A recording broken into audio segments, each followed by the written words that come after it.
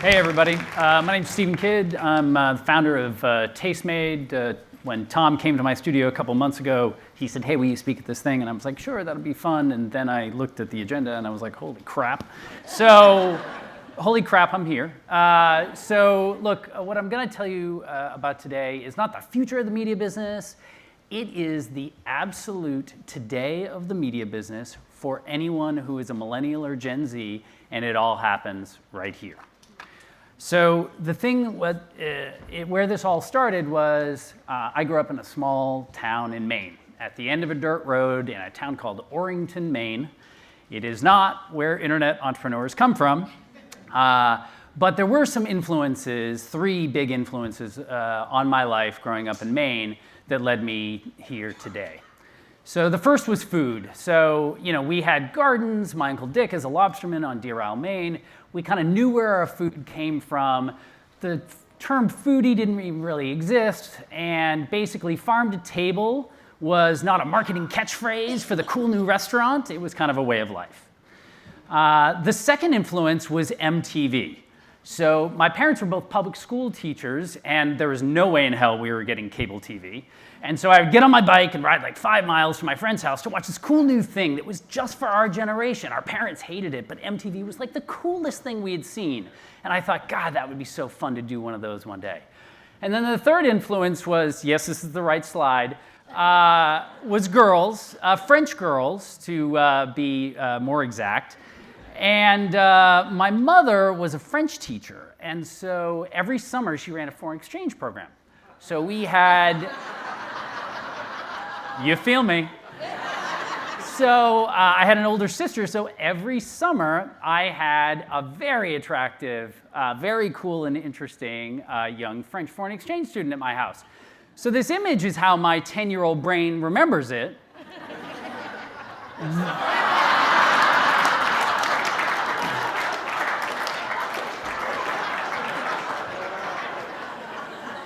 You get my drift.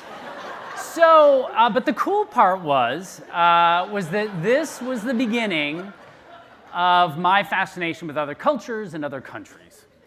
And so over the next 20 years or so of my life, I worked at the intersection of Hollywood and Silicon Valley. And the theme today is walls, and if there are bigger walls, cultural or business, between two industries, I've never seen it. This is really quite something. And I thought to myself, as I was working at companies like Yahoo and 20th Century Fox, I thought if there was a way to break down these walls between these different industries, how cool and how explosive something could be. And most of Hollywood, they hate Silicon Valley and vice versa. They don't understand each other. And you've heard a lot of people talk about the changing face of human behavior. Well, Hollywood doesn't create content for the internet, and the internet doesn't want to create content. They think it's crazy. So I thought if we could break down those walls, that would be cool. And then there was this one big idea, and it was food. And food's a universal language that connects us all. And millennials especially had no interest in what they were seeing on television because it's an awful lot of chefs their parents' age with bleach blonde hair screaming at each other.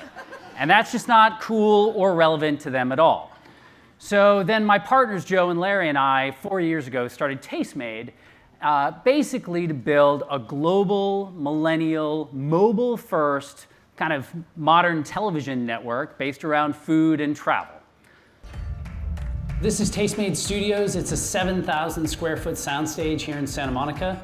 MTV used to shoot here back in the 90s, and actually Tom's Shoes was founded here.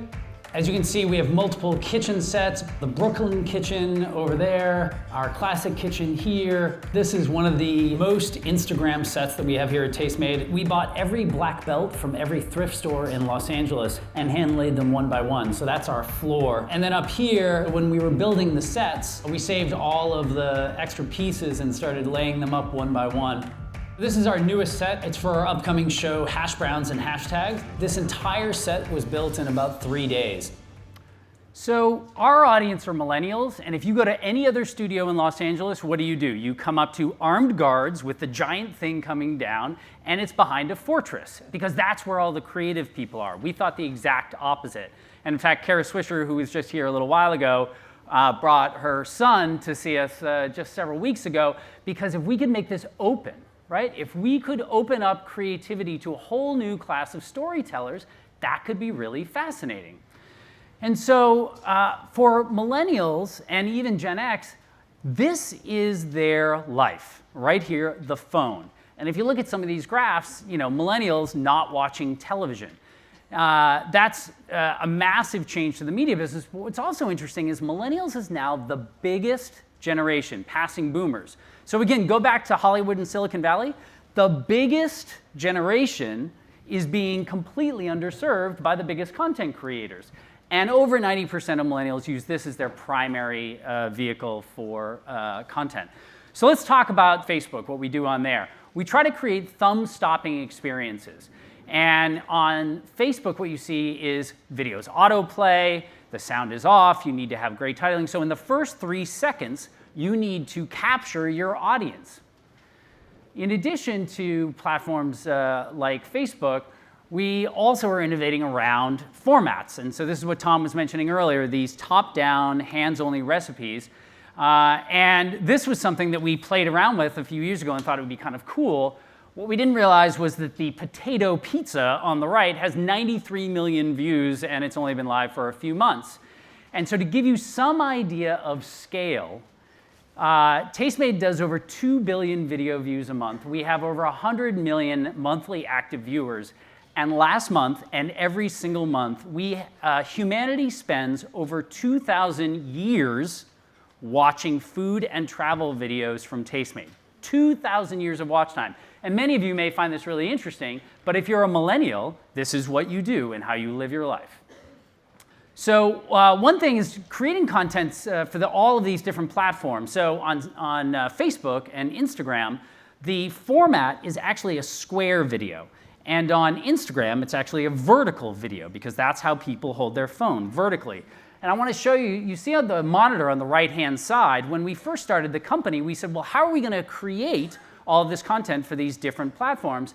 And then one of our producers was like, hold on, went and grabbed a 99-cent thing of duct tape and put lines on the video monitor to be able to see that in the middle is the vertical frame for Snapchat. The next layer out was the square format for Instagram and Facebook, and then the landscape for Apple TV and YouTube. So a 99-cent roll of duct tape can do wonders for your company too. There are more and more people addicted to making vertical videos every day. It's not crack or nothing, but it's still really bad. There are 2 different kinds of people who are afflicted with VVS. The first group treats the videos they shoot like pictures. They don't mean any harm. They just don't understand that while you can turn a picture, you can't really turn a video. The other group is people who don't give a So what that was a video that was made about 4 or 5 years ago. And it circulated around Hollywood, and it was so hot and cool, and all of the real artists, all of the established, successful television producers said, this vertical video, it's completely ridiculous. And then Snapchat was founded about a month later. And everything on Snapchat is in vertical video. And it's the fastest growing platform in the world right now when it comes to media. And so what we did is took that global talent pool that we have all around the world and started to create content for and we're going to all of coat them. this with some olive oil. And we do it in English. And then we have a bunch of seasonings over here. I have Coisas que nunca comi ou evitava comer. And in Portuguese. Lo primero que vamos a necesitar es el fruto seco o And semilla in, para preparar Spanish. esta leche vegetal. Tenemos nuestras almendras ya activadas. La maison du chou, c'est mon endroit préféré pour acheter des choux à la crème. And French. Je connais la recette du goûter She parfait. doesn't look the same. Heute machen wir bei Hannah kocht einfach And ein German. super schnelles Nutella.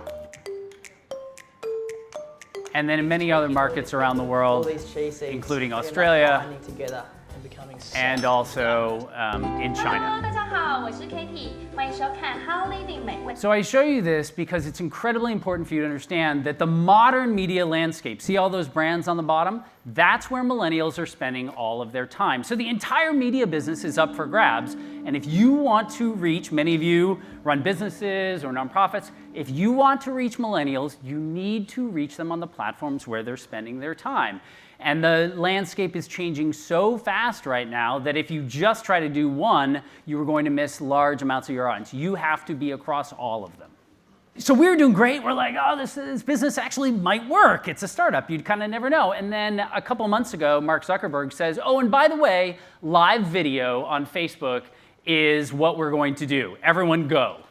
And so we took that global talent pool, and now we're creating food and travel shows, looking at street food in Indonesia and cool artistic recipes in Japan. And we're doing over 100 live shows every single month using Facebook as the primary vehicle. And millennials love this. Why? Because it's unfiltered, it's not so produced, and it is completely authentic.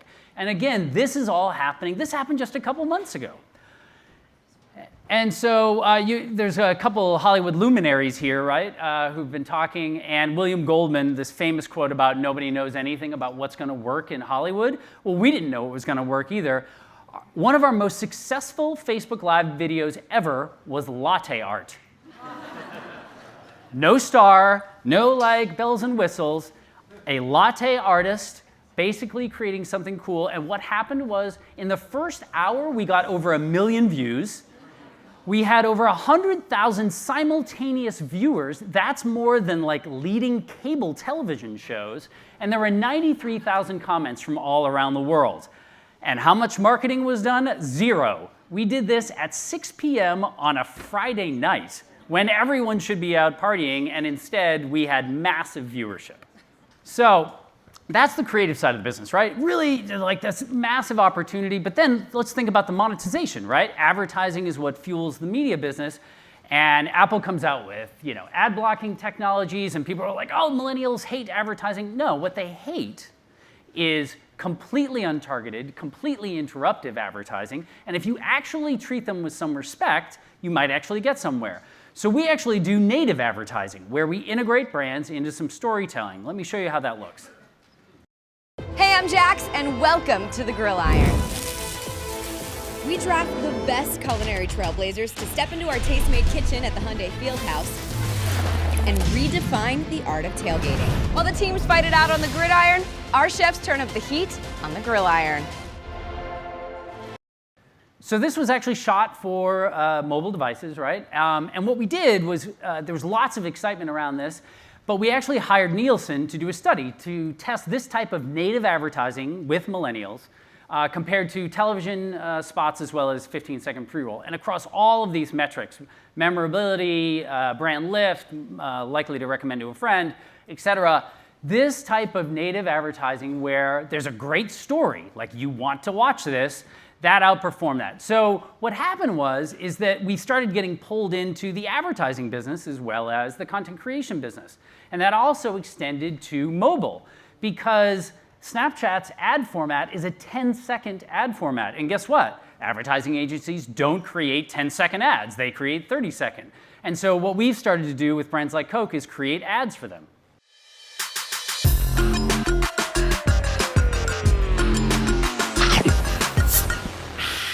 And so what's cool is the entire thing was shot with the vertical frame in mind. You had the vertical Coke bottle, you had the sandwich being built vertically, and Snapchat has said publicly that full vertical video ads like this have 9 times higher engagement than traditional landscape ads. So again, the basic underpinnings of the entire media business for millennials are changing.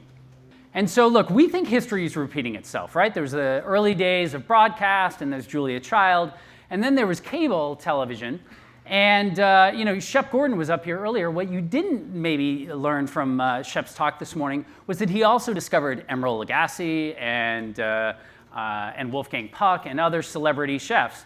And we think that same opportunity exists today in mobile. But again, there are these walls that have been built up between all of these different phases of the media business. And we think this is a massive opportunity for entrepreneurs like us. And there are many other very successful companies like us doing similar things.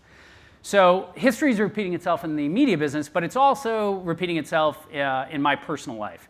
So after 25 years of living in Europe and in Asia and in Los Angeles, last month, my darling wife Sal and our kids Oliver and Lola picked up and moved back home to Maine at the end of a dirt road.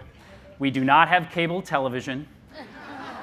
We are having a discussion right now about getting a foreign exchange student in the house. I think you know where my son Oliver is going to land on that one. And I'm really excited about where this dirt road leads them. But I'll tell you what, it's going to be very different from where it led all of us. And Kara Swisher mentioned this morning. There's an announcement this morning that Snapchat just launched a new product called Spectacles. This is Evan Spiegel, the CEO of Snapchat. And these spectacles are going to be totally different from what we saw with Google Glass. They are cool.